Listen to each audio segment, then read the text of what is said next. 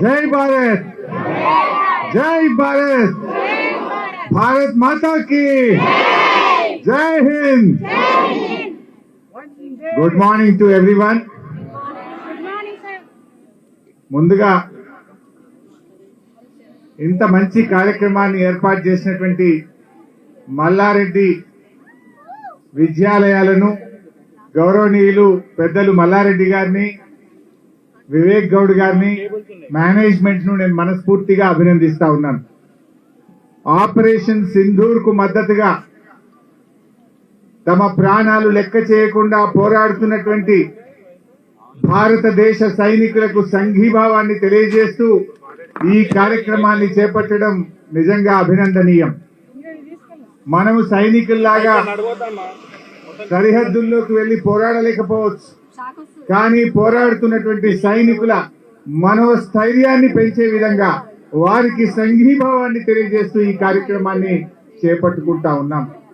దేశం మొత్తం కూడా ఇలా 140 కోట్ల మంది ప్రజలు భారతదేశ సైనికుల్ని చూసి, మన మిలిటరీని చూసి గర్వపడతా ఉన్నారు।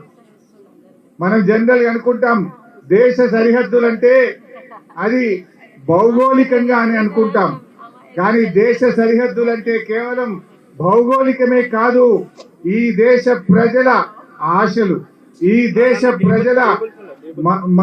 దేశ ప్రజలందరికీ కూడా భద్రత కల్పించడం। ఎందుకంటే ఈరోజు సైనికులు దేశ సరిహద్దుల్లో పోరాడుతున్నారంటే వాళ్ళు కేవలం భౌగోళికంగా మన భూమిని కాపాడమే కాదు, భారతదేశ వారసత్వాన్ని కాపాడుతున్నారు, భారత సంస్కృతిని కాపాడుతున్నారు, భారతదేశ భవిష్యత్తును నిలబెట్టడం కోసం తమ ప్రాణాలు లెక్క చేయకుండా ఈరోజు సైనికులు పోరాటం చేస్తా ఉన్నారు। ఇలా సైనికులకు మనందరం కూడా సంఘీభావం తెలియజేయాల్సిన బాధ్యత ఈ దేశ ప్రజలందరి మీద కూడా ఉంది। ముఖ్యంగా పాకిస్తాన్ మరి మన దేశం నుంచి విడిపోయినప్పటి నుంచి కూడా మన దేశాన్ని ఇబ్బంది పెట్టాలని ఉగ్రవాదులను పెంచి పోషిస్తూ అనేక సందర్భాల్లో మన దేశాన్ని రకరకాలుగా ఇబ్బందులు పెట్టే ప్రయత్నం చేసింది। మనం చూసాం 26/11 ముంబైలో తాజ్ హోటల్ మీద పాక్ ప్రేరేపిత ఉగ్రవాదులు వచ్చి దాడి చేశారు। ఆ ఉగ్రవాదులను పట్టుకొని ప్రపంచం ముందు ఇది పాకిస్తాన్ పంపిన ఉగ్రవాదులని ప్రపంచం ముందు నిలబెట్టిన ఘనత మన భారతదేశానిది। చివరికి మన భారత పార్లమెంట్ మీద కూడా మరి దాడి చేయడానికి దాని వెనుక ఉన్నది కూడా పాక్ ప్రేరేపిత ఉగ్రవాదులే। ఈ ఉగ్రవాదులు మనందరం కూడా చూసాం, వరల్డ్ ట్రేడ్ సెంటర్ యుఎస్ మీద కూడా దాడి చేసిన బిన్ లాడెన్ కూడా ఆ పాకిస్తాన్ నుంచే మరి ఎటువంటి కార్యక్రమాలకు పాల్పడ్డాడు। అంటే ఇలా ప్రపంచంలో అస్థిరత సృష్టించడానికైనా, భారతదేశంలో అస్థిరత సృష్టించడానికైనా పాక్ ప్రేరేపిత ఉగ్రవాదులే। ఇక దేనికైనా సహనానికి, ఓపికకు ఒక హద్దు ఉంటది। చాలా సంవత్సరాలు చూసాం, మొన్న పహల్గామ్ లో 26 మంది అమాయకుల మీద విచ్చలవిడిగా దాడి చేసి చంపడం ఈ దేశ ప్రజల మనసు కలిసివేసింది। అంతేకాకుండా వాళ్ళు మతం పేరిట ప్రజల్ని అడుగుతూ చంపడం అనేది ఈ దేశ ప్రజల మనసును కలిసివేసింది।